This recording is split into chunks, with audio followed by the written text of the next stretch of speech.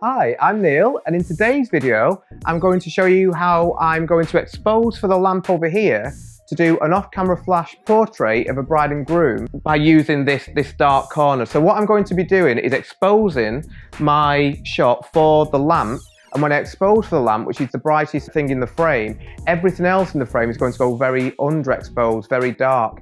And that's then going to give me the potential to place our bride and groom in one of those dark areas, and by adding a flash, create a really dynamic looking off-camera flash portrait. This room is the same room which one of my first ever How I Shot This videos was made. You may recognize it from these lights above the pool table. I will link back to that video now so you can have a look. So I wanted to really make the most of this room and try and maximize all of the room's potential by also making use of this lamp over here. As I say, what I'm going to do when I start off is just take a simple shot where I've exposed for the lamp, and then when I see what that shot looks like, it will show me the dark area where I can place our bride and groom, and that then is what we're going to use as the basis for this portrait. Okay, so for the first photograph, I'm just going to take a shot in natural light, exposing for James, and we'll see what the best outcome we can get. Now, bearing in mind, obviously, there's no off-camera flash for this, so it's going to look pretty awful. Yeah, it does. It looks absolutely terrible. This is when the camera is exposing for James, so it's all over the place in terms of exposure. So what I'm now going to do is expose for the lamp, and that's going to give us a much cleaner image in which to work from. But I'm imagining that when I do this, that we're not going to be able to see James due to the fact that I'm exposing for the lamp. So yeah, just as I thought, we've exposed the lamp, so I can see the basis now for the image. I really like this the round circle of the mirror, so I'm going to try and keep that in the shot. But obviously, as things stand, we can't see James. So to solve that problem, I'm going to add an off-camera flash. So one I prepared earlier.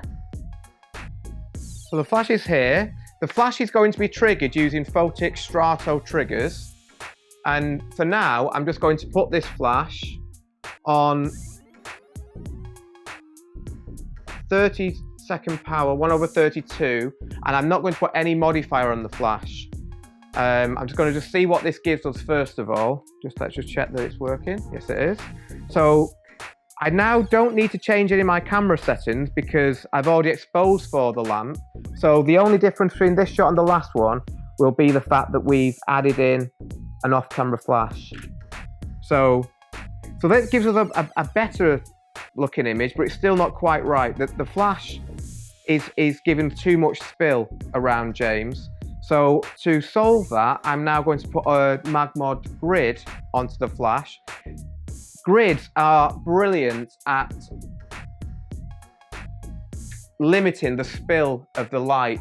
So whereas in the last shot, the spill with the light from the flash was hitting all of James, this is now going to be much more concentrated on him. The only thing really is just to see whether we'll need to add a second grid. Let's just see what this gives us first of all. And the flash didn't trigger.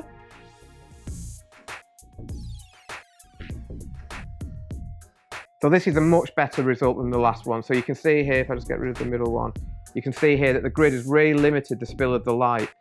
Now, we're getting close now. If anything, I think that the ambient is still a little bit too strong because we've got this area here, which just behind the reflection of the lamp, which I'd like to get rid of.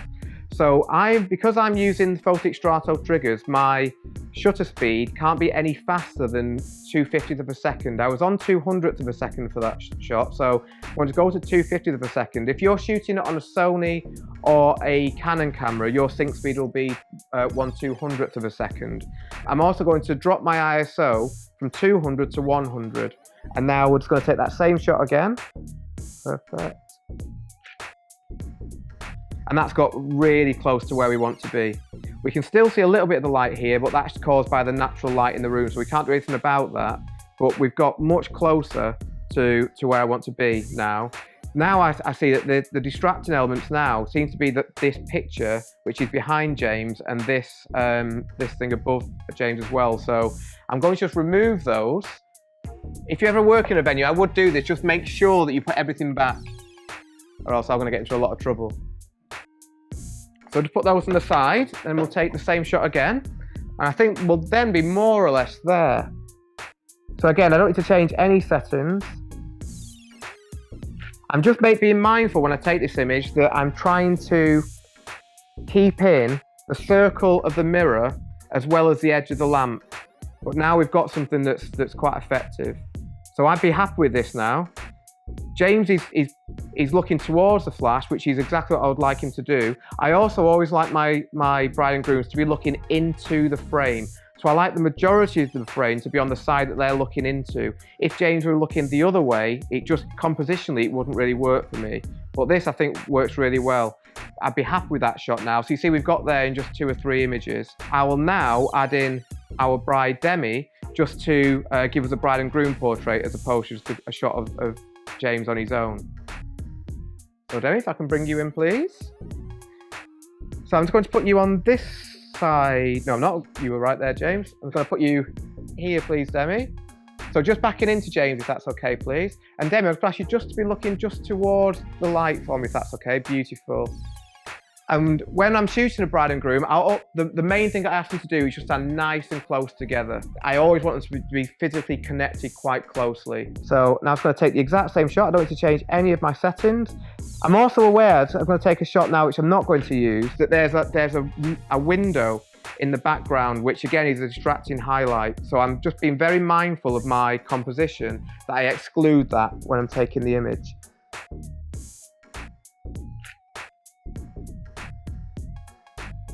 Yeah, and we're more or less there straight away. What I tend to do now, this is like we've got on our bride and groom, is I like to create a moment. So this is like a nice, safe image, nothing wrong with that, but I always think it can look a little bit stronger if we just try and create a moment between them both. And you can do that in lots of ways, just by asking little questions, playing little games with them. So I'm going to ask James to do an impression of an animal beginning with a letter of the alphabet, and then Demi will do the same. And they'll alternately take it in turns to do that. Now, when we do this, obviously the results are basically going to be awful, but it will get the couple interacting, it will get them laughing, smiling, and also appear natural. If I just ask Demi and James just to smile and laugh, it's going to be very forced and very fake, and that's what I'm trying to avoid all the time. So I'm trying to create a natural moment. With some couples, you don't really have to do that, they'll just do it themselves, but sometimes you just need to coax out that little moment from couples. So I'm going to ask James just to do that little impression for me. Of A. I don't even know what he's doing, but it doesn't really matter. Jim, I don't even know what it is that the couple are saying, but that doesn't matter. Oh, that's not in focus. Focus is pretty important with photography, I've found.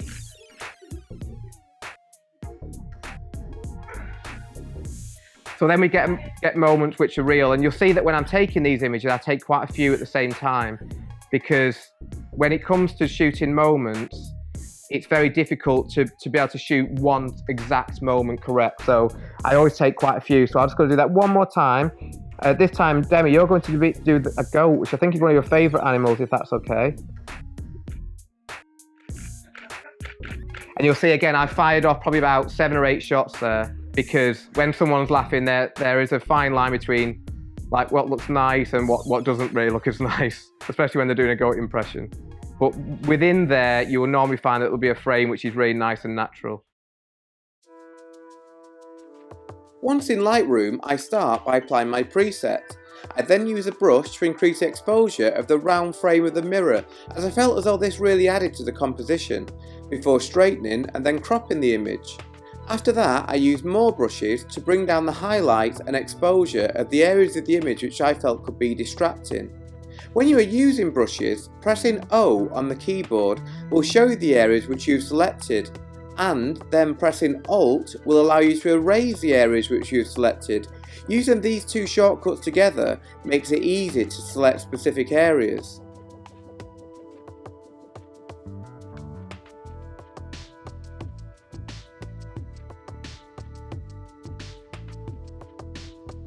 After that, I use another brush to bring back the highlight slightly on Demi's dress and arm before increasing exposure slightly on James's face.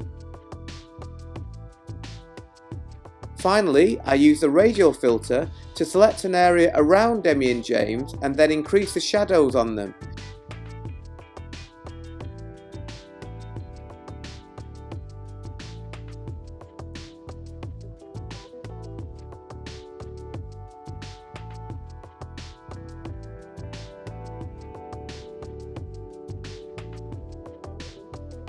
Before using another radial filter to change everywhere except for Demi and James.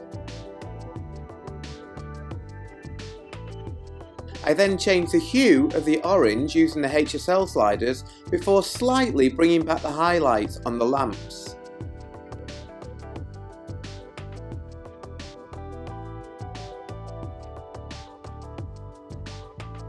I then opened the image in Photoshop because I want to do a little more dodge and burning and also clone out small areas just to clean up the image. I personally much prefer Photoshop when it comes to cloning things out, and I find that content aware fill usually does an excellent job for this. Well, that was all I needed to do. So here it is, the final image.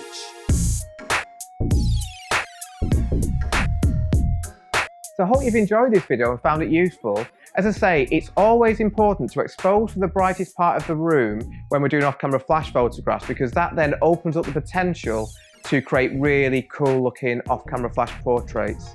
So as I say, thank you very much for watching. I hope you've enjoyed this video and I will see you next time.